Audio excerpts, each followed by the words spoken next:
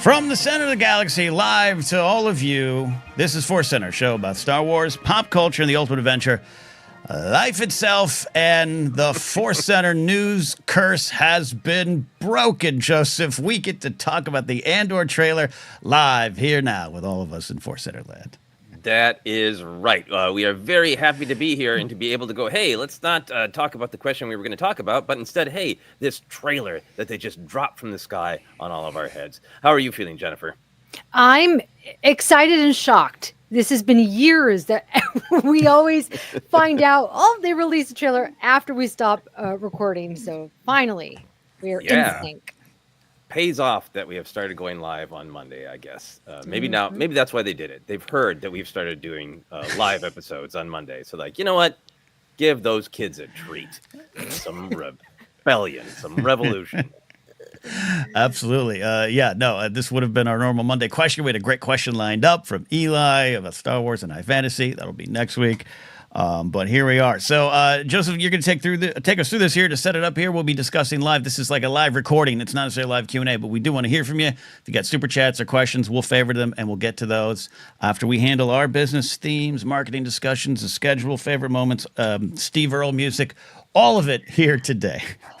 Well, I think my very first reaction was, I'm not going to bother looking up who that musician is that I don't know, because Ken will. So DJ Ken comes through again with the name of that modern hip hop music, which we will talk about. But we love to hear what you think in the chat. But we love talking about the big ideas on ForceCenter, the big theme. So I'd love to start with just a discussion of what we kind of feel is at stake in this trailer. There's the marketing of what they're trying to tell us, which we'll talk about. But for the actual story, what is this trailer trying to tell us that this story is about? Jennifer, what are your feelings when you watch this trailer of what it's about? All right. So I've watched this, I think, over 20 times, both with and without the music. And with music, I replaced it with, which we'll get into later. So the tagline I came up with was parties, disguises, and murder. And I was like, what? I mean, it took me like probably viewing 15 to kind of figure out what is the theme, because I really did not know. And I think what they're trying to give us is, how do we create change in the face of oppression? That can be by force, or it can be by infiltrating the system like Mon Mothma or Cassian, who's going to dress up with a mustache. That's how you can create this change within, right? So I think that's my pitch for what this theme is. Yeah, I hope 3 of the episodes are called, what did you say? Parties, disguises, and murder. Parties, disguises, and murders. Agatha Christie, move over. It's time for Cassian Andor's Parties, Disguises, and Murder. I love that, and I think we're in a similar place. I think looking at the visuals and the music that I didn't replace, can't wait to hear about that. That it feels like it is making a finer point of what was going on in the first season, of that revolution is fought everywhere, that rebellion is fought everywhere, that extreme contrast between high society of fancy parties, governing bodies, Krennic in his uniform and his cape on high, looking down on things literally, in contrast with people screaming in pain, dirty from battles, a shot of stormtroopers, these fascist symbols running through kind of almost the literal salt of the earth of a field, of a place of production. So that huge contrast between high society and the roots of the earth, and the fact that the trailer to me winds up with this big, exciting montage of people screaming in pain, frustration, rage, explosions, and cuts to a final image of Andor in posh society. That I think is a really great way to say, like, you might sit there in your posh clothes with your real or fake mustache and feel like it's all beneath you, but it's a part of everything. All those screams, all that pain is affecting everyone. Ken, Yeah. what are your thematic thoughts? I wrote down people screaming. One of my several of my favorite moments in the trailer. And Jen, again, you have parties. What parties disguises? What did you say? Parties, disguises, and murder. Or murder? Colon, the very true story of Andor season 2, an article by Jen Landa in the New York Times. I think, yeah, you're right. And yeah, for me, the big thing was I put down the idea of you're in the fight, join or die. And I think it starts with this idea with Andor going, hey, you want to win? I think it also ends with Saw Gerrera, one of our house favorites around here, for a variety of reasons. And we always say Saw raises questions. We don't necessarily always like the answers, but I love him around. I love Forrest Whitaker around. And it ending with him just kind of having this almost, the way it was played in the trailer was funny for me. Like he's like, stand up. Look at this. This is great. Love the smell of napalm in the morning. You're in the fight, man. You're in the fight. You're here. Be present. You're in the fight, and you're going to do great. Get out there, scream. Maybe die. And I just kind of think in a minute and 35 seconds, the trailer was just kind of pushing us towards what we know is coming in Star Wars, but saying the revolution is here. It's not coming. Season 1 was it's coming. It's here. We got 4 years to Rogue One, 4 years to New Hope, and we'll talk about the release schedule, but I think it's screaming the fight's here. I really like what you're saying about Saw Gerrera, of like him screaming at what appears to be a recruit of remember this moment where when you're full of passion and you don't want to do anything but fight, because there's a sort of sadness to it. Because I wanted to continue with Saw Gerrera going like, that's how I feel every second of every day. I'm always in this moment, always ready for the fight. I want to show this from Daniel Faulkner, who says this trailer was a parade of Cassian wearing successively more and more amazing jackets. Yes, we'll add that to to parties, disguises, and murder jackets in specific because they were fantastic. I love that comment from Daniel. I think that's true in the just like the Star Wars fun of like, let's go jacket crazy.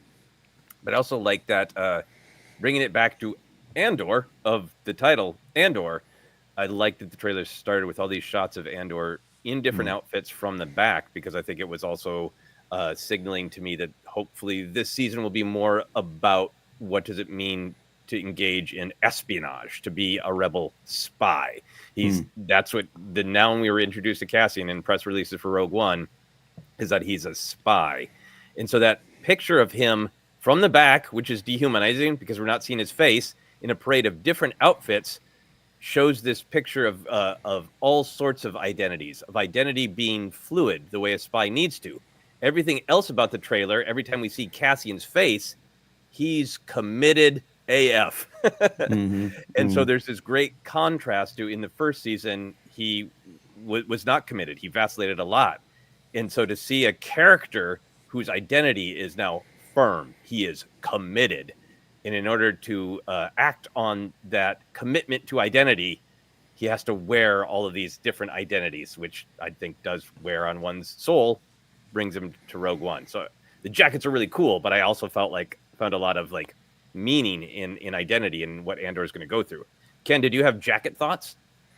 Yeah, love all the jackets. This was an increasingly, growing closet of Andor's great jackets. And thank you. Shout out to our buddy Daniel. Get his book, The Art of the War of the Rohirrim, out right now, and check out that film. Jen, to what you're saying, you're spot on with what you said about your themes of the disguises and this ending with him in the upper crust. And Joseph, almost like, you're putting on the jackets keep getting you higher into a culture where the fight is even more important. So mustaches, winks, and jackets. I'm ready for Andor to move on the upper crust. Well, let's talk a little bit about the marketing, because the song is obviously a huge part of what's going on. I'm going to be bold and say I think this is perhaps the most different Star Wars trailer I've ever seen. I think this is a sign of the times. This is a sign of evolution, not just the music, but also the prominence of the quotes. The original Star Wars trailer was, hey, 70s are kind of rough. Would you like to take a break from oil crises and smog and go to a fantastic place far away, a billion years in the making? It was so fantasy, so escapism. to come to this moment where the trailer, I almost had to work to go like, right, but the story, because the trailer felt much more about the conversation of what is the show mean in our real world as a piece of entertainment and as a product. That's my opening statement. Jennifer, you sound like you have a journey to take us on with the with the music. You didn't have that much time. We were recording up until like 30 minutes ago, and you managed to replace the music with a Star Wars trailer in 30 minutes. Yeah. Do we want to go? Okay. So I have different things. I have the actual edit of the trailer, which I have a lot of issues with. And I have the actual music of the trailer, which I've been looking at everyone's chats here. And it's giving me some insight that I did not have. So should I talk about the music first? Yeah, I think so. Okay, I think that's back around. Too exciting to ignore. Okay, so the music for me, I paused it. I paused it at about a minute. I could not concentrate on what I was watching. I was so taken out. Now, you all know, a lot of you know, I love popular music with Star Wars. I loved it with Willow. I like that. The techno aspect of it with Andor, I think it really, really works. Here, it just felt so, as I told you guys off air, Americana. Now, as I'm learning from the chat, this song, it has like really specific meaning. Ken, can you talk a little bit about that? Because I had no idea. Yeah. Steve Earle, this is a 20-year-old song. Steve Earle released an album in 2004 called The Revolution Starts Now. This is the first track. It's the title track. Steve Earle is what's called outlaw country, alternative country. He was very outspoken against the Iraq War during this time. This song was actually featured in the trailer for Michael Moore's Fahrenheit 9/11. He, along with people like the Dixie Chicks, spoke out against what was going on with the Bush administration. Dixie Chicks had their career affected a lot more than Steve Earle. Can't figure out why. Maybe there's some underlying reasons in our patriarchal society. I'm not going to sit here and tell you I've been a lifelong Steve Earle fan. I dabble in alt country a little bit with bands like Wilco and stuff like that, and Whiskey Town. But I haven't. I'm not going to sit here and lie. But I'm very pro this song here. But it's very different. And Joseph, I want to talk more about the choice to run the quotes and everything, which was radically. I mean, I think you're saying correct. This is very different. This was radically different. The song just hit me, and I have to own that. You know, it just hit me. I've been playing on repeat. I joked with a friend off air that I think Tony Gilroy probably plays this song in his Walkman when he works out and has sex. Like this seems very intentional. And the fact that this corporation in this time was like, meaning maybe someone in the marketing team went, I don't know, sounds like a rock song. I just think, and I'm not going to bore you all with the lyrics, but if you read the lyrics too, this should be one of our ForceCenter listeners, Hell's Bells, in our Discord this morning said, "Hell yeah, I'm going to play this when I drive to protest." I think it's that kind of song, and that's why I'm excited about it. But that doesn't mean, Jen, that number one, your own opinions, you're never wrong. But like this is a different approach on a level we've never experienced. Yeah. And I hope this is the teaser. I hope the full trailer has something completely different going on. Yeah. So I actually, because I was so distracted and I actually became very upset. My husband's like, "What's wrong?" I'm like, "I can't concentrate on this image because this song is taking me out." So what I did was I put it on mute and I pulled up a bunch of different songs and I played it. So I did Rage Against the Machine, Killing in the Name of, and depending on the timing, it was pretty damn good. I mean, it was pretty damn good, you guys. This is so great. I thought that you had replaced it with like Duel of the Fates or something more Star Wars. No. You're like, no, wrong protest song, wrong pop culture, relatively modern protest song. Yeah, it was Jed, that's amazing. That's amazing. We kept going. So then my husband was like, "Wait, what about 9 Inch Nails? What is it? Closer?" I think it was. That was pretty good. Then I was like, "No, I want like a hip hop or a rap." So I did Jay-Z, Lucifer. That didn't work. Public Service Announcement. That didn't work. I did Kendrick Lamar. I did with the lyrics too distracting, but I did Squabble Up instrumental. Oh, that was inspired. It was. Jen, do you have a time device? It was a half an hour. That's why I was. That's amazing. That's amazing. Good.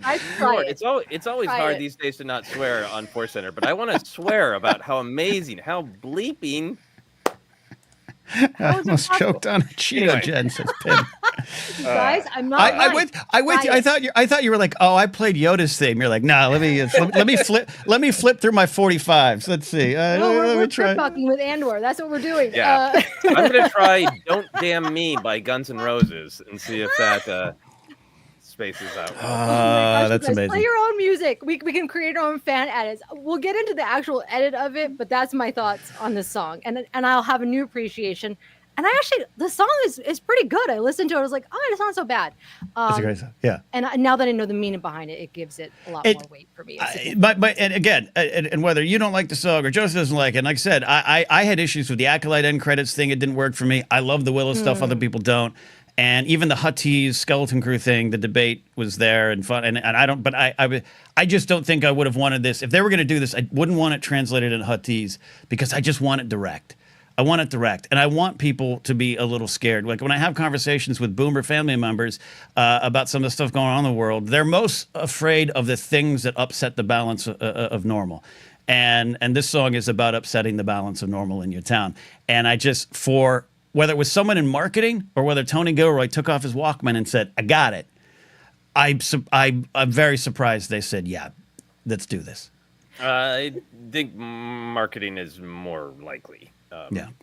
I mean, Tony Gilroy might have said, I make love to this song. Maybe he gave him his whole I make love list. Playlist. Yeah, but I can't wait to listen to all of it. Jen, you Can I look say like you one have a more thought. thing? Yeah, Yeah. can we, my ADHD is, I'm like, I gotta say, you guys, this is what I think is so fascinating is because I had no idea what type of song it was. And to me, it felt like very Top Gun Americana, as I said. And I was like, oh, of course they're choosing this type of song because it's going to appeal to what's been happening right now and to all the censorship and whatever. I was like, of course they're doing that, right? But this is the genius that actually ties in with the theme of the show. And that is, it's almost like a, well, I guess if you don't know the song like me, it's like a Trojan horse, right?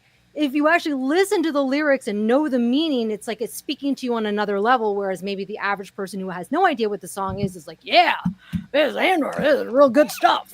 Trust me, I'm Right? sure there's going to be a lot of people even today doing that. Yeah. So it's kind of an inspired choice. Yeah. I mean, I traditionally have resisted too modern of pop culture in Star Wars. The Acolyte thing was mixed for me in that I really, really liked the song itself, but it felt a little out of place. I didn't have that resistance to this, I think, partially because Star Wars does need to evolve, and I don't want a modern pop song inside of actual Star Wars. If Andor and his buddies, if Andor and Melshi have their favorite, Max Rebo's Rage Against Listen to this. the Empire side project, and it's written in Huttese, I think as people are joking, and they have a Huttese heavy metal headbanger that they like to listen to before they F up stormtroopers in world, I'm all in. I just want it to be in world. In terms of this, I had one of those moments, sometimes when you like fall or you stub your toe and you flinch for a moment and you wonder if the pain is going to come and how bad it's going to be. I had that moment watching this trailer of like, I don't like modern pop culture and Star Wars, and I flinched, and then the pain did not come. And I think for me, it's because I think Star Wars does need to evolve internally to stories, and I think it does need to evolve in the way it is communicated. People have been saying this in the chat. I think the combination of the music, the way it is cut to emphasize excitement and action and activity, and the quotes is absolutely trying to say, hey, do you normally not like Star Wars because you don't like Muppets doing silly things to the same John Williams music you've heard for 40 years? Right. Well, this is prestige Star Wars television with the quotes to back it up. It's exciting. It's sexy. It's hip. It's now. It's water cooler conversation. It's Severance with explosions. It's, Breaking Bad. It's whatever, prestige water cooler conversation show that you want to talk about. And I think for me, my only problem with that is, we all talked about it when Andor season 1 is on.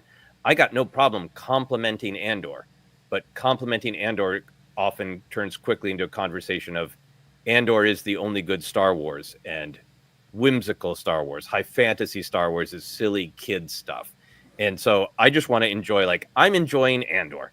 I'm enjoying the way they're marketing season 2 of Andor, because Andor is written in the style of what we call prestige television. Book of Boba Fett is just as prestige to me as Andor, but I recognize that it is a good idea to get people to be more excited about Andor and to bring in people who have maybe not given it a chance because they have other judgments about Star Wars, as long as it doesn't turn into, and this is evidence that all other Star Wars is bad, then I'm fine with it. It's that whole Star Wars buffet conversation. I got no problem enjoying different meals, but please don't tell me that this steak means the mac and cheese is terrible. Yeah. Oh, Jen? sorry, Jen. Yeah. I was waiting for you to quote Zach De La Roca. Yeah, I really did not like that they put those quotes in. For me, I understand why they did it. And like you're saying, they're trying to call to this larger audience. And this is a critically acclaimed show, blah, blah, blah. I think it affected the pacing of it. It took me out of the moment in combination with the music. The walking scenes at the beginning should have been cut quicker. I think that they should have cut it more to the music.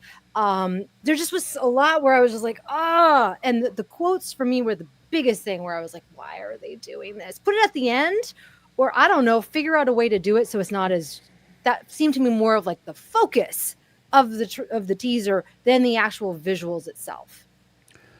I agree. Yeah, it's a hard agree with both you on some of the complicated thoughts on this. It definitely was more like a TV spot. And we're so used to, I think I was sipping coffee and having an egg McMuffin when I saw our buddies Goose and friends over at Try to the Force posted on Blue Sky trailers here, and I was like, are they joking? Oh crap! And immediately go into that mindset. Joseph, you and I at Celebration Anaheim, watching that first teaser trailer on our phones and just hearing it, and you're moved, and the music, and I'm so used to that with Star Wars, and from the music to the copy, it definitely felt different, and that's why I say I hope they do something different for that. And as someone who has spent the last couple of years loving Andor while also fighting Andor fans in that weird kind of like, hey, I'm standing up for the action figures in my own life, I really with you on that. Joseph, and so it puts us into it could be tense, and you could get defensive collectively. I have a lot of friends. I've already had discussions this morning of like, this feels like a win for the people that love Andor over the other shows, who were very vocal about Andor being the best based on what you're talking about, Joseph, which I would disagree with in the bottom of my heart, that it's all this wonderful buffet. And I hope there's more aliens, and God damn it, I wish there was an Ewok running around in this film or in these series of films. But the only thing I say is shot from the back in a cool jacket. Yeah, I just think there is a truth that I want to make sure I'm not talking about you, Joseph, talking about you, Jen, or any of the friends I've had conversations with today, where I have to let go of some of those debates I have with former coworkers, people online who I don't enjoy, where I have to not worry about them winning today. I have to worry about what Disney and Lucasfilm are like. What do we have? And the reality is we have a show that is different from other Star Wars, that a lot of people feel is the peak Star Wars, and we got to lean into that to those who didn't watch and really reach out and address it in that way. And I thought that's what this was a little bit. And again, I don't think I loved the pull quotes up on the screen. I think you could have done that, because it did take away, you have to go to like the third or fourth viewing before you just don't see them. Anyways, I'm rambling to say that I didn't mind it, because I felt that they're playing with the cards they have. In marketing the show right now. Yeah. Jen, any thoughts? I don't want to interrupt you. No, that's exactly it. They're playing the game. They're doing what they have to do. They're disguising this all so that they can go to their fancy dinner parties. I don't know what I'm saying. I'm just being silly. I think that is a huge conversation hanging over Andor season 2. What this trailer is it isn't. It functions for us Star Wars fans, because once we get done with this, we just get to talk about Mon Mothma and Saw Gerrera and Melshi, and it for people who love season 1, it also goes like, what's going on with Bix? Look at that scene with Brasso. There is also like plenty there for people who have just already engaged in that But I do agree with people in the chats that this was more for, hey, did you just kind of hear vaguely about season 1? Well, the only criticism that really echoed out about Andor and made a big dent was, it's great, but it's kind of slow. It's kind of boring.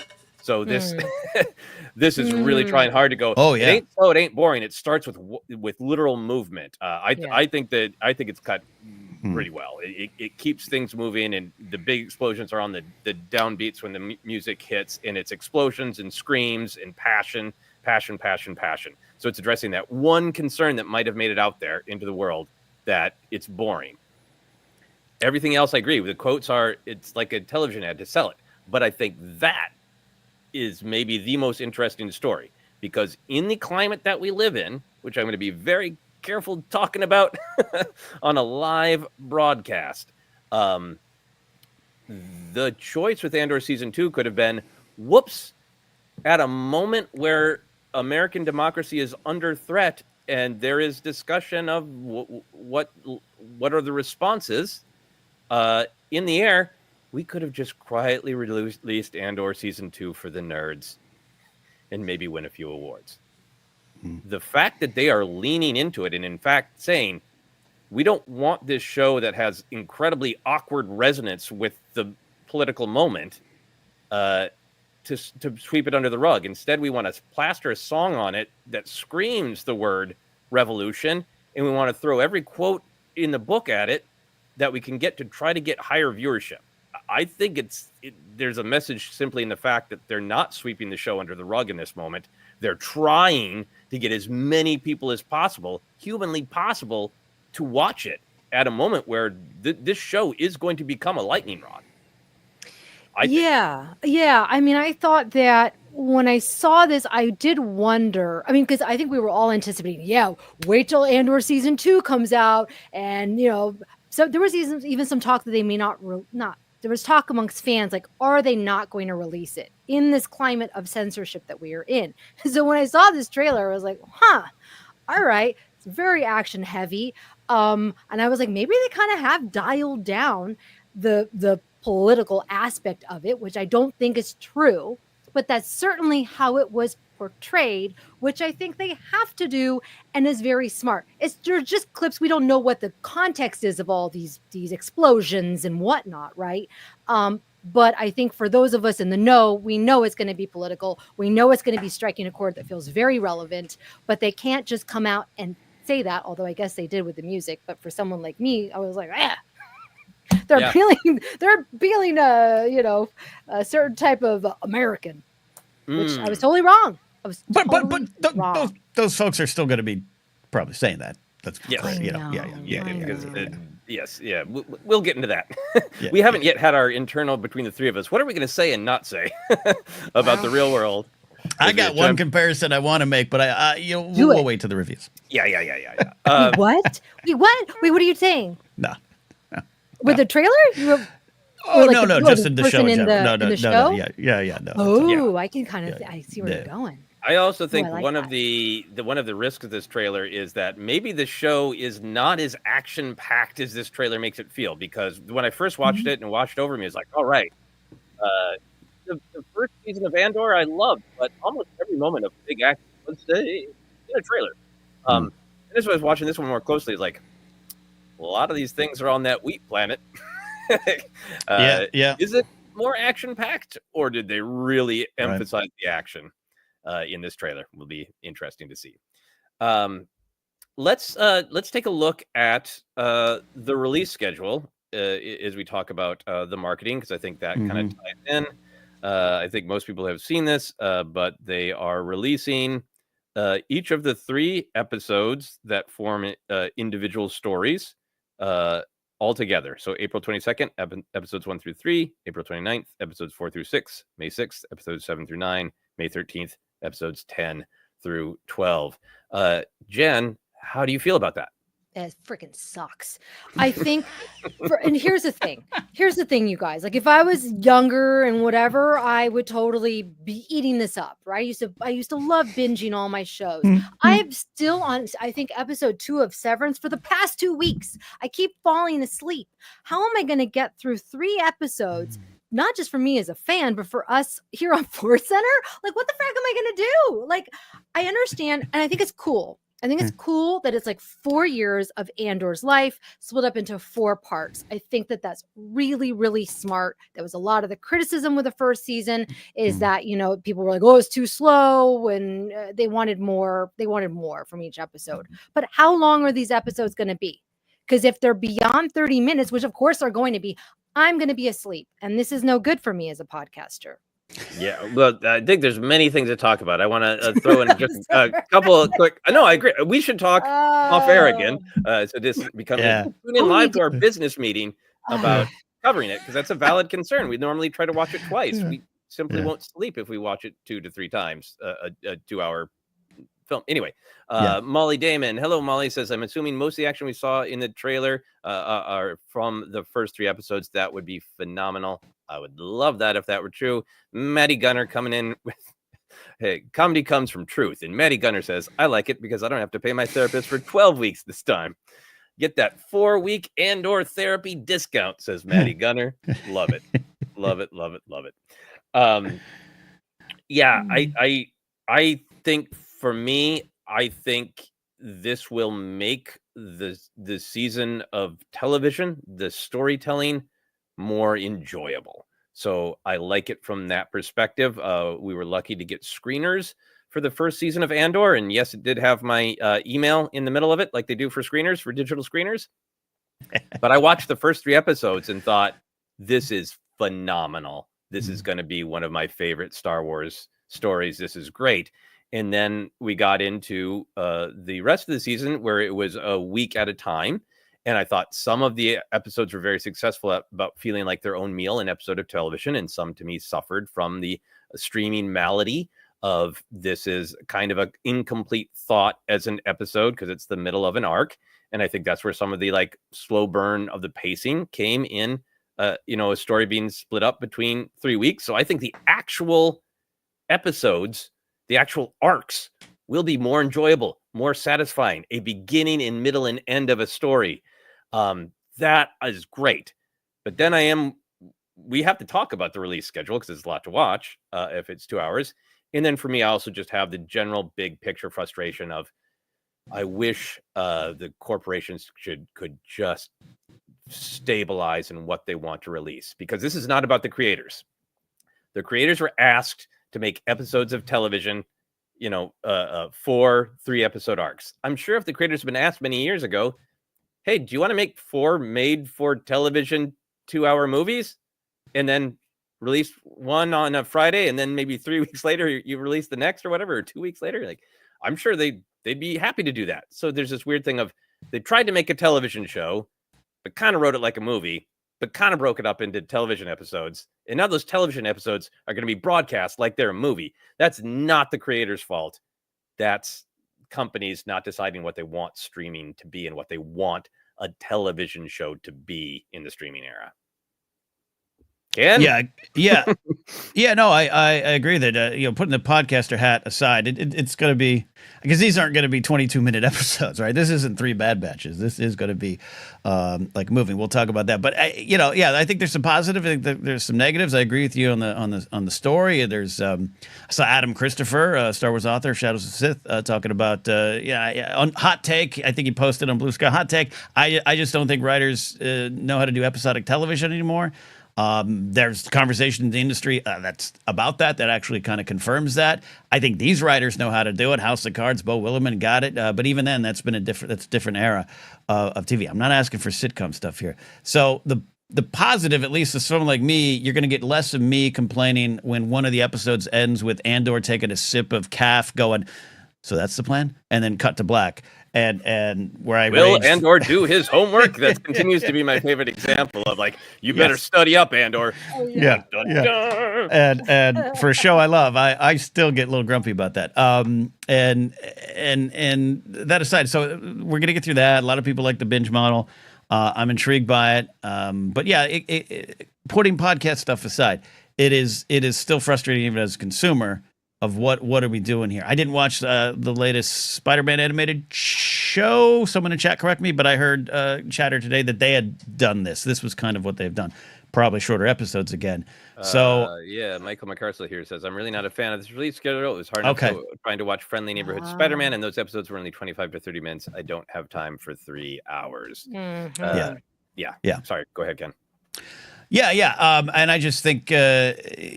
It's as a consumer, it's kind of been weird to ride that up and down, and it's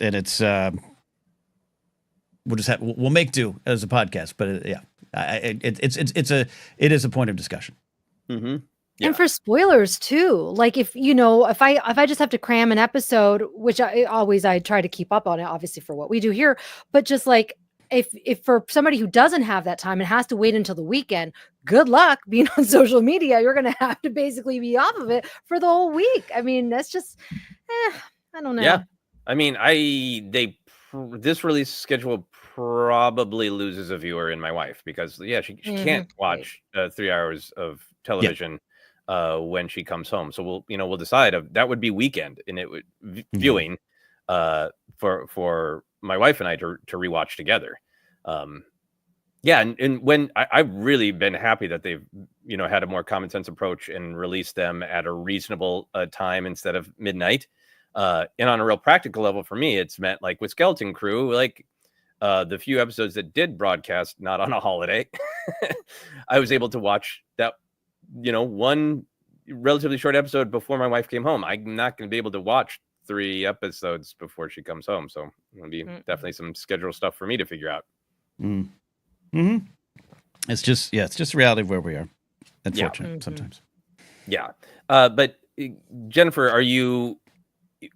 If we can kind of figure out the management of when to watch, when to record, just in terms of enjoyment, do you think you'll enjoy seeing the full arc rather than waiting week to week?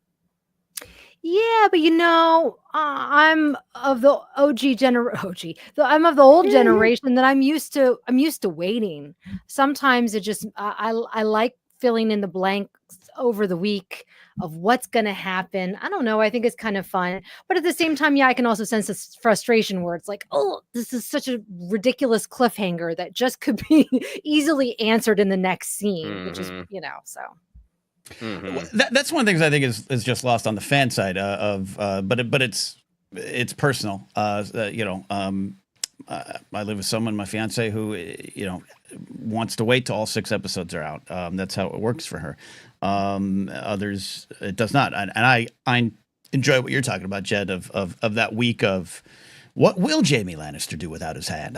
I've got to know. Like I kind of like that. But again, I can't. I'm not going to fight something at this point. But we'll see. We'll see how it goes. Yeah. Any other thoughts on the release schedule right now, or anything you want to pull up? No. It's an interesting, wider, industry conversation here that goes on, but that's sometimes boring, right? Yeah. Well, I guess I think the only other thing I would say is one of the other things that we've all discussed a lot as Star Wars fans is the discrepancy in length of episodes. So we're talking about these 3 episodes arcs, and probably the first episodes of streaming shows are often longer to really establish everything. So maybe that first episode's 52 minutes, and the second's 32, and the big finale is 40. And you were talking around 2-ish hours for an arc by the time 2 hours, 2:15 when you get into it. So not the full 3 hours, but there is also something to be said about how much does it make you feel like you're watching more when it's broken up into episodes and you take a break and you watch all the credits opening again, and the previously on the episode you just watched. Yeah. Will be interesting. Yeah, that's the funny thing. I think I'll probably break it up anyways, right? Yeah. Yeah. Yep. All right. The other thing that we wanted to talk about, and as we're chatting, feel free in the chat to get any questions in, because we'll definitely try to leave some time to answer direct questions. Let's talk about favorite moments. Jen, you had a chance to watch this 27 times while adding many high quality pop songs. That each one enhanced a different moment. Yeah. So any favorite moments you want to shout out to get into the actual story The I have a characters. I have a great one that I didn't add that I should have done, and now I'm going to do it. It's the Commodore's, I think it's machine gun, because there's a lot of like glamorous shots, right, of like Mon Mothma, and just Mm. there's a lot of glamour, and that would kind of enhance it. But there's like a dangerous, right? Ken, you know what I'm saying? Yeah, no, this is great. I would recommend. I think the greatest song ever recorded is my favorite, "Mutiny" by the Coop, and I think you should try that one as well. It was a great theme song for Winning Time on HBO, but very when you listen to the lyrics, You know what would pull it all together for you, Jen, given your description of parties, disguises, and murder, is Beastie Boys "Fight for Your Right to Party." Nice element of violence and parties. Maybe something from Paul's Boutique. I don't know. Yeah, think about that. What were we talking about? Oh, favorite moments. High Plains Drifter will work. Yeah. Oh, yeah, that's good.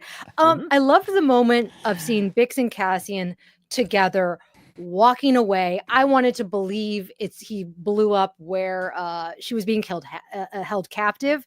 I'm sure that's not it.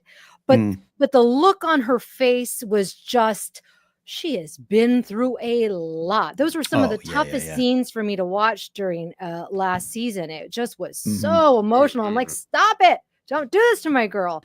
So seeing them reunited and obviously wreaking havoc it was wonderful. Yeah. I love No, that. that was great. The chat is talking and a lot of different great ideas. Mothma dances was by far the highlight of this trailer for me. There's other things I like, but that was the biggest thing. And it's the thing that brought me back into the story and the characters. And I forgot about the pop song. I forgot about the quotes. One of my favorite things about Andor is spending more time with Mothma and showing more sides of her. In 1983, I met this, older, stately, reserved, sad woman who mourning the Bothans that died. And to see her as a younger woman with a full and nuanced life. I love the things they introduced about Chandrila's culture. And, there's been so many discussions in the real world about joy being a form of resistance to fascism.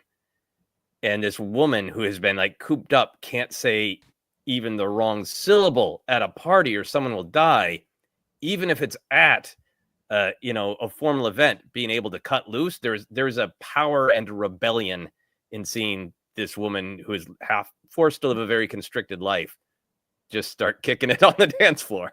It was powerful. Yeah, one of my favorite moments too. I wrote down that as well. And yeah, if we're looking at theories and speculation, probably her daughter's wedding. We saw Davos Golden. I think the Krennic dialogue seems to be from some sort of party put over other images. But to your point, Joseph, it was kind of stunning in a wonderful, warm way. It was inspirational.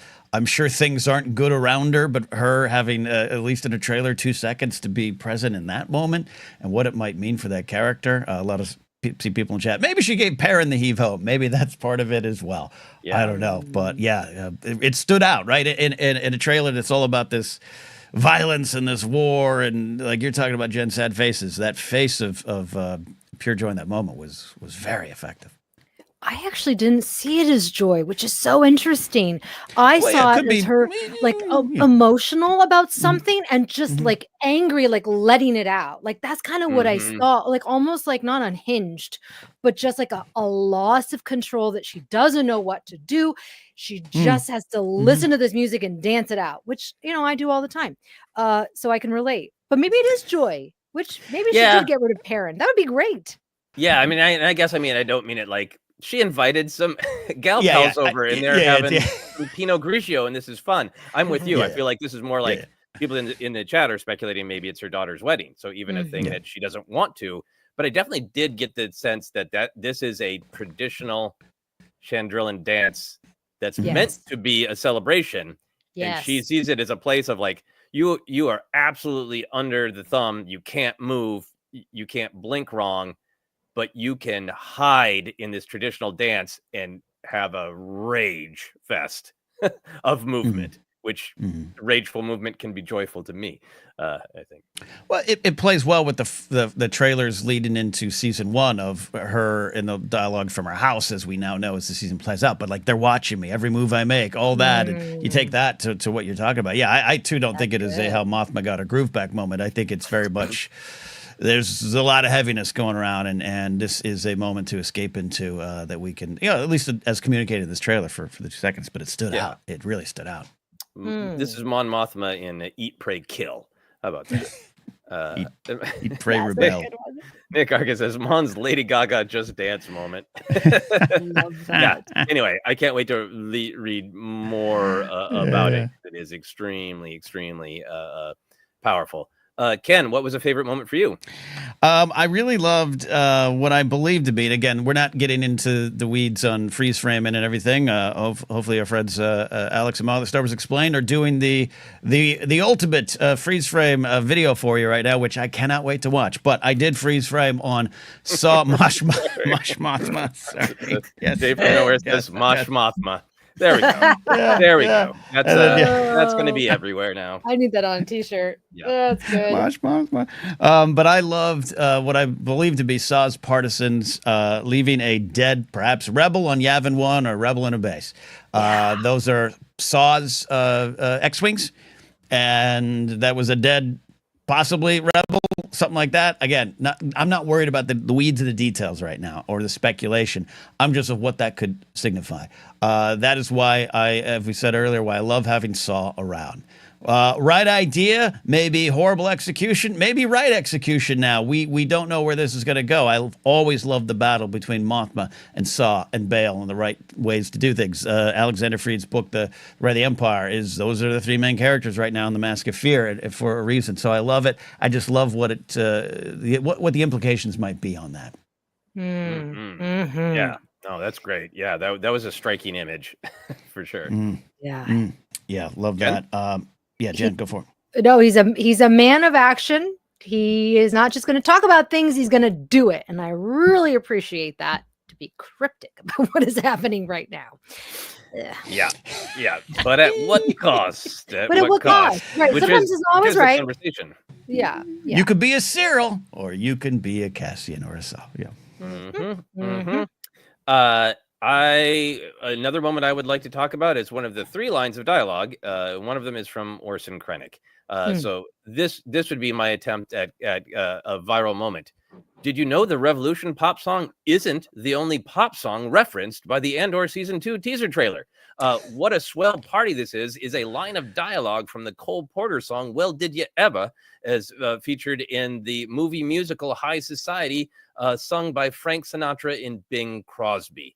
Frank Sinatra and Bing Crosby. Frank is a journalist. Bing Crosby is a jazz guy. They both love the same high society woman, but neither of them really feel comfortable in high society. And they're both at this high society party, and they steal off to the library to get more booze, and they're both getting drunk, and they sing this song that is kind of making fun of the kind of like cheap and scandalous rumors that go along around among the upper class and high society. And one of the taglines is, what a swell party this is. And then they slam back more booze as they talk about more rumors and secrets in the high class. So I have no idea if the intent of this trailer was to directly have Cole Porter speak for Orson Krennic, or Orson Krennic quote Cole Porter. But it did feel like, wow, that song in that moment, and Cole Porter's whole career of all of his songs play with the tension of high society and salt of the earth, real human emotion. Let's Do It isn't entirely a song about having sex that's coded in a respectable way. So I thought it was really fascinating that it actually did fit into the theme of Andor. Look, I think for those maybe just jumping on, I love forming a character of Tony Gilroy that's not real. To be clear, his dislike of Star Wars films or a sex playlist. But I now, Joseph, I think we add to that he's just late at night watching Sinatra films, and he's like, I got it. I think it works. And I don't know who the credit writer on that particular episode is, but I can see it in a room putting that on a whiteboard. Get this reference in. It does work, and it's great meaning to it.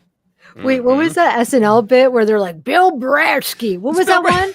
That's what he is. Tony Gilroy. Farrell Keckner in the 95 team. Yeah, absolutely. Yeah. None of what I say about Tony Gilroy is real. Right. It's all what I think. Yeah. It's a wonderful Such a great choice to clearly use a quote that he's going to say snidely at a party and while looking at the Death Star.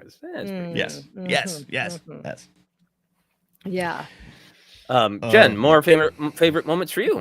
I loved the paparazzi droid. It looked like a paparazzi droid, right? At the party. I just love all the party scenes. Cyril looking dapper in his clothes, but upset about something, which of course, with Edie laughing, I'm like, oh, I love that. I'm so glad that Edie is back. Causing her son a lot of stress and angst, perhaps always controlling him and making him feel bad. I love that. So yeah, I'm excited to see what happens with him and his arc. Yeah, and I think you should also try the trailer with Lady Gaga's song "Paparazzi." Or her latest one. That would be good. Oh, What's yeah. the latest one? Abracadabra. That's it. I love that. Yeah. Yeah. Or disease. But I'm normally against fan edits of any kind, but I do want the Jen Landa fan edits of this trailer. Can we release a complete volume? Oh, man, if I had more time, I totally would. You did 8 songs in a half an hour. I know, no one would watch. But I didn't do it. Ken, other favorite moments for you? It's weird to say favorite, but I do love that there always we get to see a little bit more possibly of the Gorman massacre. I'm not celebrating that by any means, but I think it's something that's going to be featured. It's something that the real Gilroy has mentioned in quotes before, being very aware of her speech in Rebels, Mothma's speech in Rebels, and the Gorman massacre being a thing that maybe pushes her over a edge. And she mentions the Gormans in season 1. It's I wouldn't call it passing and call it important, but it's a quick moment. So I just like seeing it, like that we're going to explore it and explore the ramifications of that. And in terms of her speech too, this isn't a prediction; it's just a hope. I do hope we see Mothma's speech from Rebels season 3 from a different angle, holograms. I don't think Rebels characters are going to have cameos and all that stuff.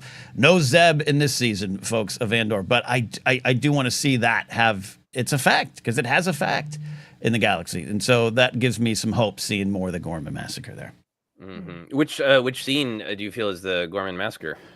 Just all there's what seems to be like almost like a town square that we've seen some promotional shots with stormtroopers and a lot of death and destruction going around, and that was from the stills released earlier last year. But okay. So it just kind of, for me, again, total speculation. It could be a potato, it could be a Boba Fett starship, but I think that's where we're going. Got it. I agree with you about the Gorman massacre absolutely showing up. Very cool to spot it in the trailer. Mm-hmm. Yeah, and then one other. I mentioned the screaming. I do love the concept that everyone kind of screaming out of frustration. The final moment for me to kick it back to you is, I even saw it mentioned in chat. There's right when Cassian's kind of like saying one of the only lines of dialogue in the trailer of like, do you want to win? And you're in a fight, blah blah blah. Paraphrasing, of course, but like that shot of the truck being shot on the road. Again, the war is here. Join or die. So I love that shot. Yeah. Definitely one where like I think I have the whole shape of an action scene from those 1-second cuts in locations. But for me, I think one of the just that's I like Star Wars. This is Star Wars, and that's a cool shot. I love the shot of the stormtroopers in the wheat field, space wheat, whatever is being grown there. The more I can see stormtroopers in different locales. I remember when Rogue One came out and there's all the imagery of them, ankle deep in the blue waters. That was it. I think it ties back to me like having my stormtrooper action figure and being like, what if he was on a mantle of a fireplace? What if he was out in this field that I have to play in? All that stuff. And imagine, could it be so cool to see a stormtrooper there? I also just think there is something very powerful about this picture of this face of fascism marching through something like a farm that is coded in a certain way. It's coded as salt of the earth. It's coded as an actual product that is important and valuable to people. And also, hey, maybe a little, obviously, this was written long before. Cuts made things impossible for farmers to make money in the real world. But there you go. The idea of a fascist government taking over the local farms from families so they can be corporation or imperial run. I don't know. I've seen that somewhere. Seen that somewhere. Yeah. And that's our Brasso shot too, right? So from brick to fields of wheat, Brasso making it. Yeah, there's a lot going in the fields. I wouldn't be surprised if that was the first arc, as Molly Weissy said. Oh, Molly always says wise things. This is true.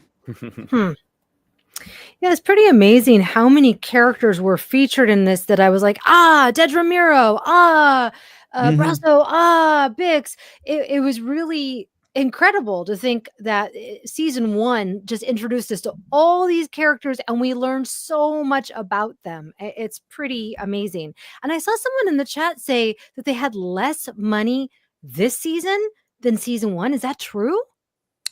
I cannot confirm with paper in front of me, but it sounds right. Wow. Because my husband watched it. He's like, oh, this clearly has a much bigger budget than the first one. And I'm like, I don't know, just because of all the explosions and the action and stuff like that. We associate that with money. But boy, yeah, it looked really cinematic overall. It felt like a movie for me. It might be fewer action scenes. It's also, there's money and there's time. Right. And I think Skeleton Crew looked as good as it did because it got bumped back a year. Oh, and yeah. Yes. If people, man, it's somebody who just shot an independent film. You can make so many things look so cool for so cheap if you have the time. But no money, no time means some of the Kenobi choices. And I love that show, but I agree that some of it didn't look as good as it could because squeezed on money and time. Yeah. Right. Just no fault with the VFX crew, which is your point there. And that's important to note, I think. Any other favorite moments to shout out, Jennifer? No, I think we covered all of them. I just love how happy Krennic looks because we know in Rogue One, it makes that fall that much better, right? Happy Krennic. Yeah, I'm having fun. He's I'm having a singing good Cole time. Porter lyrics and having fun at your party. Things are Yeah. swell. I got my Everything's Death Star. going so well. Yeah, I'm really excited to spend more quality time with Krennic. I don't mean to make it all about Frank Sinatra, but I'm excited when Frank Sinatra gets tied to Star Wars through a quote.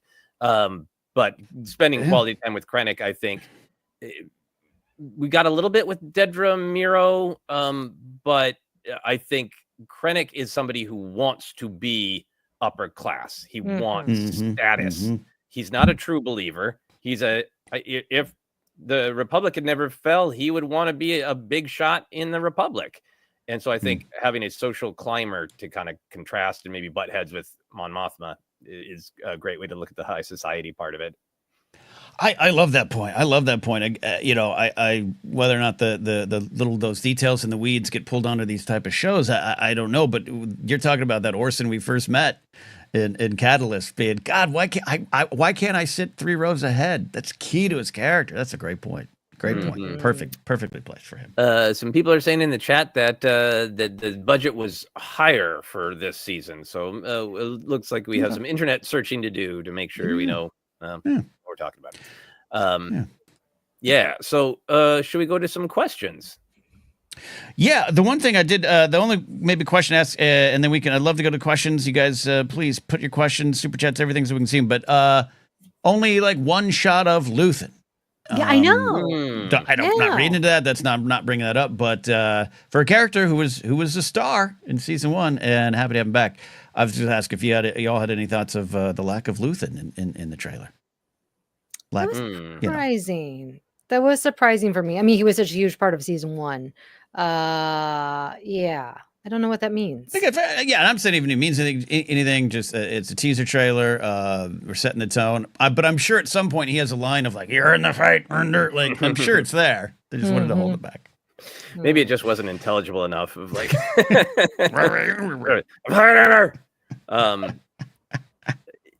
truly, yeah. I'm trying to see which quotes he's in between two quotes. Confident and sophisticated. Then we see Luthen and his haircut. Truly phenomenal storytelling. I wouldn't read too much into it. It might just be that they were holding back shots of him screaming. He's not in any action scenes and he's not screaming. Yeah. I mean, how would you feel, Ken, if he was only in the first arc? Yeah, I bet you that's it. I would be slightly disappointed. Like I said, I love the character of Luthen because he's one of those characters that I don't always think is right, which ruffles some feathers in the real world when discussing this show with fans of Andor. But I like that he's there. This isn't about a character being right or wrong or what's on screen is exactly what they want me to go out and do in my life. I just think he's so fascinating, and it's one of the best performances in Star Wars by one of the greatest actors of all time and all generations. But I also don't think he's going to survive, right? That's a safe bet. Not a big, bold prediction there. And I would love to have his death, if it's going to happen early, because there would be some implications, right? If he's kind of the center of this in a lot of ways, from just talking about season one, this is Mothma's rebellion in a lot of ways. It's Bael's rebellions in a lot of ways. It's Saw's. It's Enfys Nest's rebellion. There's a lot of ways to approach rebellion, but his is the loudest from season one that we're dealing with. So if he's gone, what happens when that vacuum is created is a possible question. Jen, do you have any thoughts on if Luthen is only in the first arc? I think he is, and I think obviously he's going to die, and I think that's okay because cue up the Rage Against the Machine. Dun, dun, dun, Jenny dun, Landis dun, got some death to talk about. Name of dun, na, na, na, na, na, na. Okay, this is the thing that we clip out. Luthen's gonna die, and that's okay. Dun, dun, dun, dun, dun, dun, dun, dun, dun, dun. Okay. Yeah, I think he's going to die. And I think that's okay because I think like I said, it's such a huge ensemble and there's so many great characters I want to spend more time with. Give him the first arc. Then I think another arc will be with Saw, which could maybe overlap with Krennic. And I'm so excited about Krennic because he's such a great villain, a worthy adversary, right? That I think is going to add a lot to this season. So yeah, close out that chapter with Luthen and his wigs. Yeah. Sorry, I mean, I think I'm getting tired. it could be absolutely just like, yeah, we wanted to show one shot of every. We wanted to put a little bit more Mothma in to put her across as one of the main characters because obviously she will be as it gets closer to Rogue One: A New Hope, since she is the leader of the rebellion at that point. So it might just be we got one shot of Brasso, we got one shot of Edie, we got one shot of Dedra, we got one shot of lots of characters. So yeah. But I am kind of compelled by Luthen dying in the first or second arc because I think the story of the first season is that in his opinion Mothma's moving slow. She's throwing some sand in the gears in the Senate and she's maybe moving a little bit of money around, and he goes and starts blowing bleep up to get her to move. And I think it would be and then in terms of what does he mean, I think he is making an argument, however you feel about it in the real world, he is making an argument that the rest of the rebellion Star Wars storytelling ultimately doesn't entirely agree with, in my opinion, in terms of we need to fight against them, but we need to fight better than them whenever we can.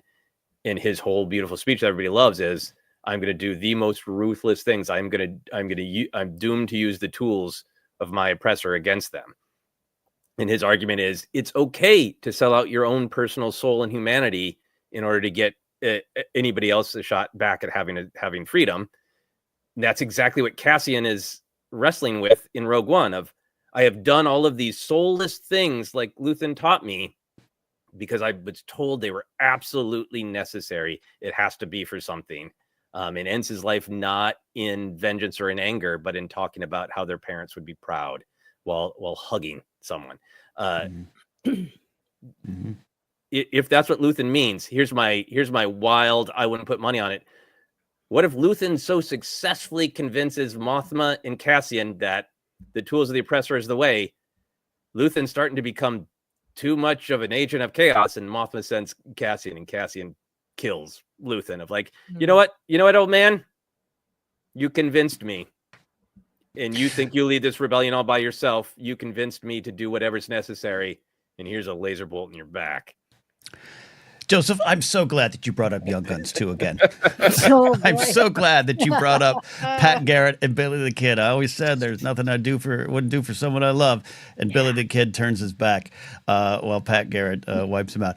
Thank you for doing that, Joseph. I actually really like that idea. Just having fun speculating. I'm not putting money down. Yeah. I love it. Sorry. All right. Amaranth says Luthen's wigs go to needy undercover rebels. Yes. I love it. Love it. All right. Shall we go to some questions? Yeah. And we'll highlight some super chats. Just at PLD, Paul over at PLD Projects, Night Sister Magic, Break the ForceCenter Curse. Yes. As we said up top, it was kind of fun today to wake up and realize, we get a chance to already be on air to discuss this in a way we haven't before. So it's been a lot of fun. And we're happy that all of you are here today. Don't forget, like the video, help the algorithm, and those listening later on the audio. We're glad you're here there too. Our buddy Ken Plume saying more Jen remixes / playlists. I agree, Jen. You're a literal rock star today.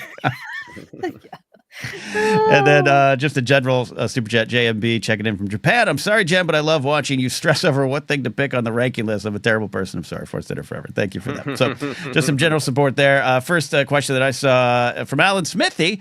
Fun question. Will Tarkin appear in Andor? I hope he does. So my quick answer is no. And then there's the whole of how would you do it in Rogue One and this and that. But putting that aside for me there, I would love to see it. It would work. But there's also something I've been enjoying of keeping the leaders of the Empire, including the Emperor himself, kind of out of this particular story. Though I would love an Ian McDiarmid appearance because I'd love to really sink his teeth into a scene or two. But my answer is Tarkin. Yes, I'd love it, but no, it's not going to happen. Jen, what are your... Yeah. I would say voice could be okay. I don't want to see any funny business. You know, You mean like Tarkin's sex playlist? Is that what you're talking about? no hanky panky Tarkin. Yeah, so voice would be all right with me, or even insinuating that Krennic is going to meet with him, right? Maybe towards the end of like the final episode. That could be kind of fun. I don't need to see any recasting or Peter Cushing in AI form. Fair enough. Yeah.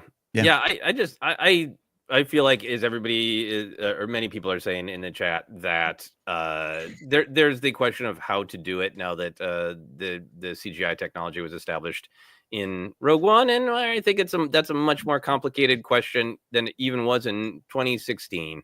Yeah, I just wonder about, as much as I would always like to see Tarkin, I thought he was used phenomenally in the Bad Batch. We know he swoops in Rogue One. So I kind of feel like if Tarkin spends this entire 4 years preening because his ultimate victory is getting closer and closer to happening, I think it could just be Krennic's story, and he doesn't need to know that Tarkin is a threat on the horizon because Tarkin blindsides him in Rogue One. Yeah, absolutely. Yeah. Oh, yeah, that works. No, love that idea. I like what Molly said. She said she doubts Gilroy would put deep fake in his show, and this is why we love Bill Bradsky or whatever his name is. This is why we love Tony Gilroy. He's not going to do that to us. Yeah, until he does. We'll see. No, I agree. Mm-hmm. I agree. Speaking of that, what do you think the odds of we see Palpatine? So far, he's been used super well by Lucasfilm. Wonder if when Mothma makes her speech and dips, I love that. Yeah, I'm out. Drop the mic. Maybe his presence would be warranted. Bringing that up to continue the conversation. Yeah, I selfishly, personally, as long as we can have Ian McDiarmid come back and be the Emperor in any shape or form, I enjoy it. And him bringing all of his stage credentials as an actor to this kind of show opposite an Orson Krennic or something like that would be probably stunning. I just don't necessarily think the story needs it, unless the final end credits is you get a shot of him just looking out the window, going, I have unlimited power. No one can defeat me, but that's not going to happen. So I like that. I like an end credit. That would be great. I don't think we'll see him, right? But he's so wonderful anytime he shows up. Yeah, he certainly is willing. He did that very short appearance in Kenobi. I don't feel like we need to see a lot of his machinations. I like that this is a story about kind of the heroes and the villains right under the super famous ones that the audience is getting to fall in love with. This kind of a step down from Tarkin, a step down from Leia kind of thing. And I would love to see him, if we do have a Mothma, leaves the Senate, or you can certainly do the Senate without him there. But that to me would be his value, is to show Mothma's steel, to look Palpatine in his yellow hate-filled eyes when she says no more. Yeah. And keep it in the vein. We'll just get a lot of the could so-and-so appear, because I think they're fair questions and good questions. Our buddy Big Lou. Hey, Big Lou. What are the chances we see Bail Organa? We think Jimmy Smits gets a cameo.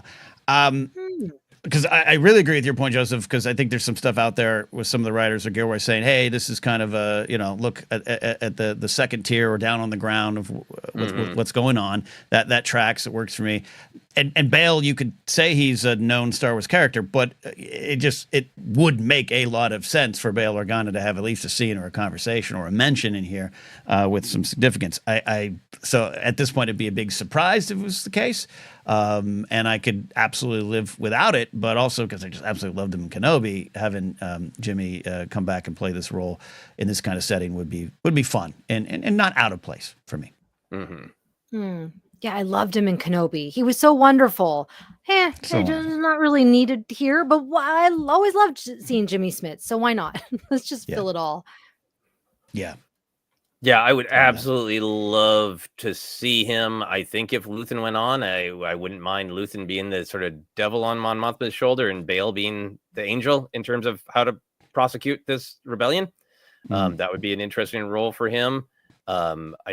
I do like the way he appears in Rogue One, like that. Maybe he's not always at the base. Like, people are like, actual senator, active senator, making a dangerous trek here. Right. Probably putting us in a little bit of risk actually being here, because he's an active senator, right? I'd love to see him. I hope we see him, but I only want him there if it makes sense and is needed for the story. Yeah, Cameron points out a truth here. Well, I guess since Stellan Skarsgård hasn't accidentally said he worked with McDiarmid and Smits, they're probably not in the show. Yeah. Check your season 1 promotional tour.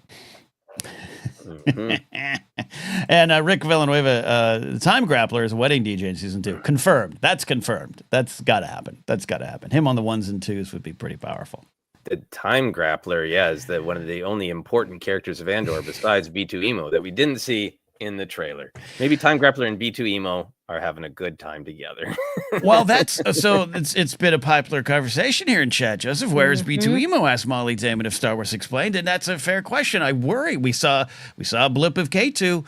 I worry about our B2. I worry about him, Jen.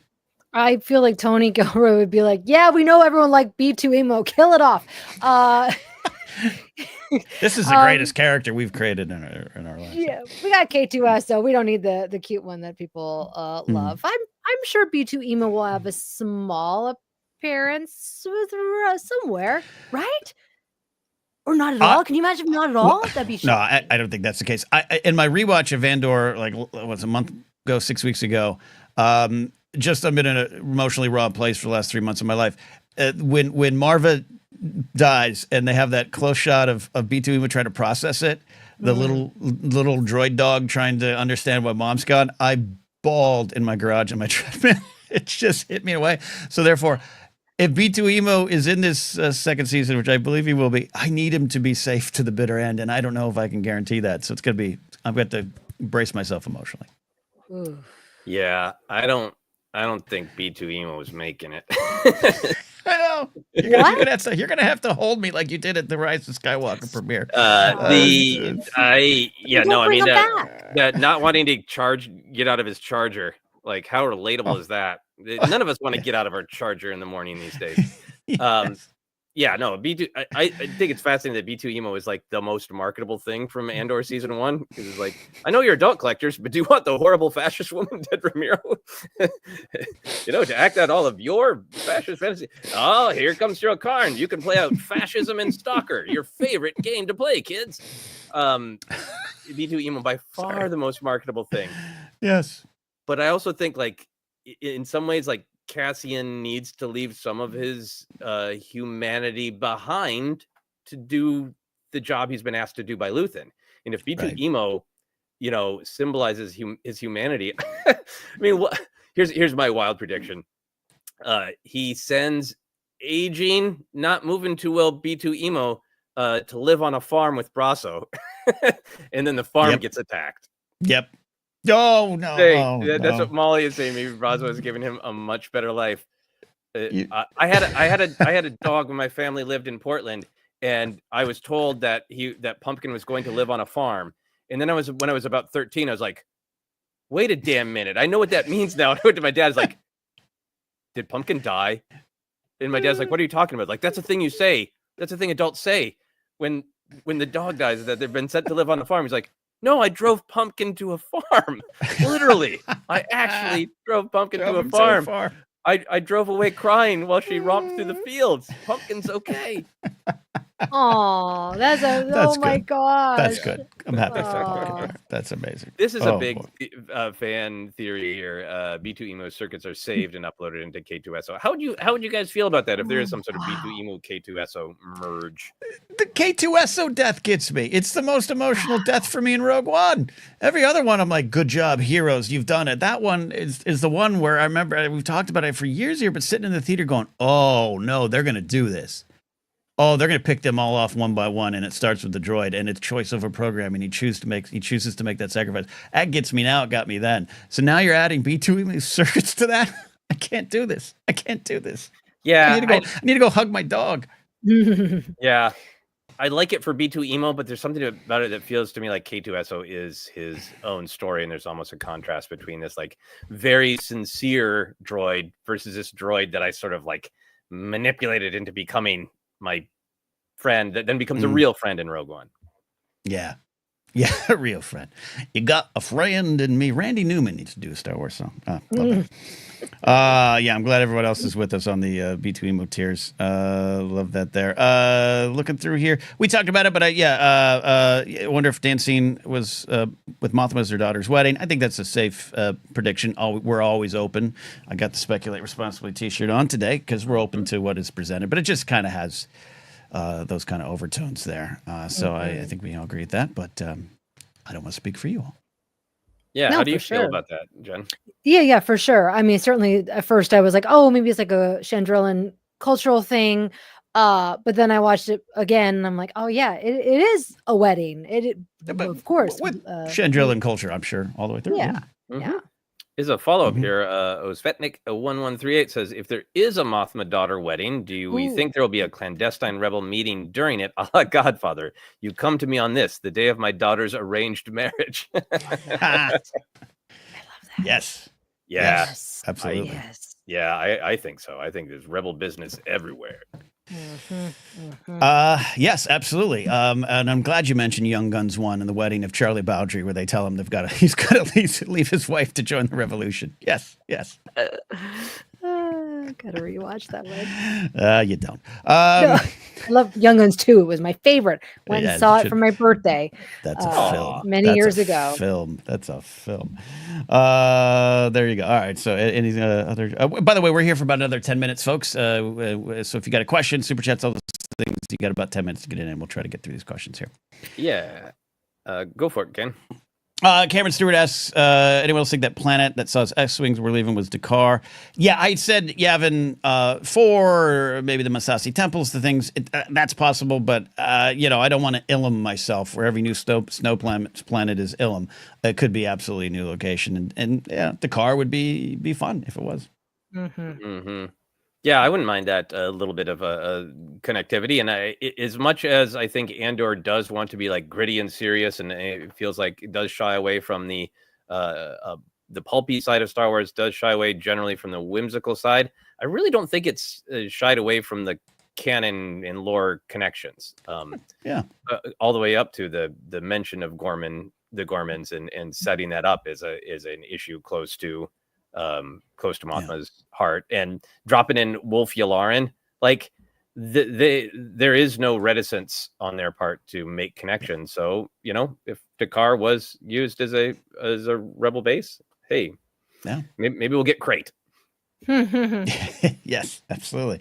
And then we must have it salt. We must just redo that scene in another way. A younger version. Yeah, the younger version of Sergeant Salty, right? Don't eat that Andor, it's salt. Or Dantooine with David Mackay. That could be interesting, connecting it to that. There's one. Any jumping out to you, Jen, there? And our favorites are on the screen. Let me try to think. Yeah, this is interesting to me from Molly. Will Dedra be demoted for what happened on Ferrix? She did not look happy. She looked really something bad happened. There's people around her and she's showing her emotions in that way. Yeah, something she's getting demoted. But maybe that might mean that she might turn for the good people. I don't know. Maybe not, but maybe not. But one of the things about her season 1 arc that was, very intentional, as was discussed by writers afterwards. But you're on her side. She's this kind of lone woman in the workplace. A lot of things, like she's got a stalker. All these things that are relatable in our modern world, but that doesn't mean she still can't be a fascist, which is what has been talked about off air. So is that part of her lesson? Does that cause her to turn? Does she go down with that ship? She's too far in, can't get out? I don't know. I don't want to do too many predictions, but she's a very interesting character, because I was very much on her side early on, even though you're kind of aware of who you're rooting for and what team she plays for. So it's interesting.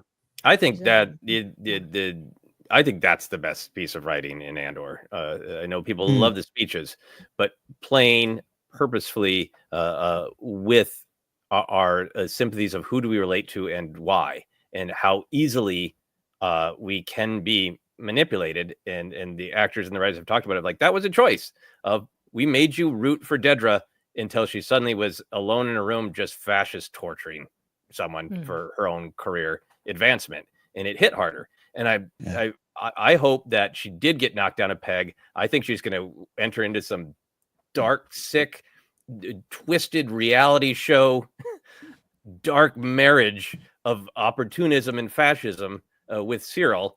And then I hope they're both crushed by Orson because they get too close to something he cares about. They are going to be an example of leopards eating their faces. They joined the leopard party, and they thought that by siding with them that they would be okay. They could play the system and whatever. They're going to get their faces eaten, and we're going to cheer for it. Yeah. I mean, how many times do we see in the real world? But, Dedra is someone who's probably spent her entire career being othered in some form or another. And the first chance she gets, she others others. Like, it's that pattern that goes on, and she's got to deal with that. All right. A couple more. Joseph, anything jumping out to you? Let me go back to the list here. This is some more of the just kind of fun Star Wars. It looks like a new trooper type, says Daniel Faulkner in this trailer. Helmetless white armored troops, possibly ISB agents in armor. Yeah, I was curious to see if that was like a different. There was the armor type of like the big chest plate on somebody, and it almost looked like the other ones were like chest plate guy woke the other troopers up from a nap, and they didn't grab helmets. But I thought that was one just like cool shot variety in stormtroopers, but also like for a long time. Since I think starting with the first film, the point of stormtroopers were the faceless mask of fascism. You can hide your humanity behind this, everybody wearing the same uniform mask. But now we're, I think, evolving in the way we're telling the story of fascism to say some of these people are conscripts. Some of these people are volunteers. Some of them are probably stationed somewhere where they don't quite know the horror of what they're advocating for. But those dudes look like people who are like, they know what they signed up for and they're okay with it. And to see faces, that's a different part of the story of fascism. Yeah, in terms of just new action figures, love it. He seemed like a souped-up biker scout without a mask on, and then I think you're right. There's like, I think in the Deidre shot, I did a freeze frame, accidentally saw kind of maybe another one or the same one in the background. So I'm fascinated by what that is, and I love what you're describing. Great meaning behind it. Just a new fun figure to collect. Thank you, Cali Kid, for a little super chat. Hello there. Oops, autocorrect. Yes, technology getting us again. All right, final questions. Jen, anything jumping out to you? I had to mute myself. I have some scraping going on in the background here with a painter. No, you guys go. Okay, Svetnik S. And her speech, if her speech is in it, talking about Mothma, do you think that will make the setting entirely different? They have changed canon stuff before. Yeah, her speech happening in the Ghost and all the stuff. So, I think the canon they've changed before is birth dates and, guess what? So and so had a job before they joined the Resistance. You just didn't know. I trust them that if it's going to change it, it's going to be relatively the same. And as much as we create this Gilroy character, in hearing him speak about this before, it wasn't just a passing reference. Oh yeah, I understand what Mothma did in the animated show. He seemed excited about it, right? Like he knows it's big. So while I don't expect there to be a shot of the crew, I think it will still be what it was, her leaving the Senate. That's pretty huge for her character, and I just don't think you can change the details of that. Yeah, I think we could see a different speech in the Senate before she goes on the run. I think that we could see, and I would love to see Genevieve O'Reilly perform in live action the speech from Rebels, and instead of, in a way, there's no reason to follow her story because we saw it, her story of escaping with the help of the Rebels. What would be really interesting is who needs to hear that speech? Are we following, new characters or characters we know? Is this the moment that Bix needs to know she's not alone in this rebellion and she sees that speech? Is this the moment that makes somebody else turn around and save a character we love, like Bix? I think that we could see the speech through other people's eyes. I think it would be powerful. Someone's got to give a speech. Marva's speech was so powerful. I put it on just to motivate myself. Someone's got to give a really good rallying speech, especially in this day. We need that. Will it be Mon Mothma? I think so. It could be. Yeah. Absolutely. Dave McKay asking, do you think Val and Senta will appear in season 2? I believe so. I believe we got at least one Val shot maybe from behind. It was hard to see. A lot of players on this team, so I would expect a minute 35 trailer to show them all, but I high confidence they'll be back. I want to see them too. Great stuff. Absolutely. Indeed. All right. Oh, final one for me, at least from Daniel Falconer. Thank you, Daniel. Good to have you here, checking in live from New Zealand today, by the way. We will find out any more about, will we find out any more about Luthen's background, if there's more to the Sky Kyber necklace he carries? That's a great question, because he's a character I absolutely intrigued by. I would love to see him pop up in other storytelling, or I'm not talking about having things over-explained, but he is a great character, and he is important, and he does have a point of view I might want to learn about. But there is something to him, from my point of view, of just, this is all you get. What got him here almost doesn't matter to him anymore, so it maybe shouldn't matter to you. But I wouldn't mind seeing more. I don't know what you think about that, Joseph, our good buddy Luthen in his past. I don't need super hyper details. I don't need in origin speech. I love Luthen's speech, but I think it is right on the edge of I like it when I think Luthen's rehearsed that speech a million times, but not even rehearsed it. It's a shower rant, which Ken and I talk about a lot. Jennifer, I'm sure you have shower rants too, where you have things that you'd like to say to specific people. It is so written that I like to think that for Luthen, it's like, I've been waiting somebody to ask me this because I've been yelling this in my head, a million times.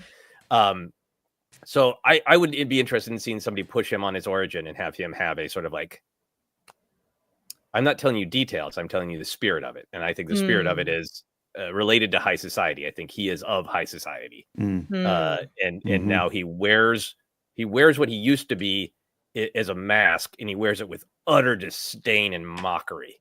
I feel like I feel like the wigs and the art dealing is like I'm mocking the person I used to be before I was radicalized, and getting a little bit of that would be really interesting. Mm-hmm. Wow. Hard agree on that. Hard agree on that. And the details, not quite like Ledger's Joker changing his story every time he tells it, but the details kind of there. But the purpose that, love it all. All right. I think we did it. I think we all got to go. I think we got kids and films to edit and things to write and do. But this has been a lot of fun. I love that we get to do this here. Thank you all for joining. Yeah. A nice fiery episode of ForceCenter Live. Fiery episode. And Jen's going to go turn on some Rage Against the Machine, and the party will begin. Thank you all for tuning in. If you're watching live, leave us a like. A lot of you did. We appreciate that, to fight the empire of the algorithm, and it helps. It really does. You can find us on social media at ForceCenter Pod.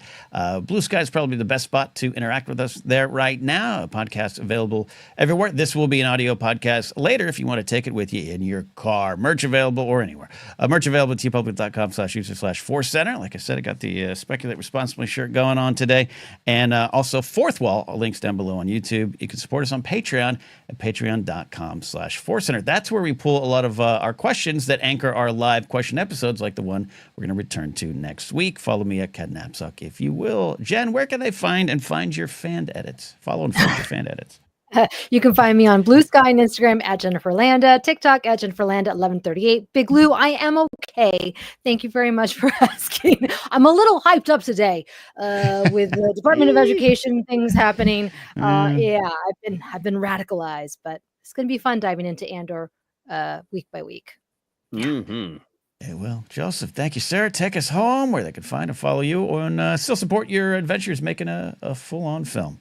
Yeah, you can find me on Blue Sky. I'm trying to post a little bit more about the film. You can find all my other stuff on josephscrimshot.com. That's got links to short film where you can contribute to the film if you want. And also my blog, Finish Your Monsters. Hey, since we're talking Andor and being political, I'll also say the organization that I have long supported, Vote Forward, that allows you to write letters trying to convince people to get out the vote.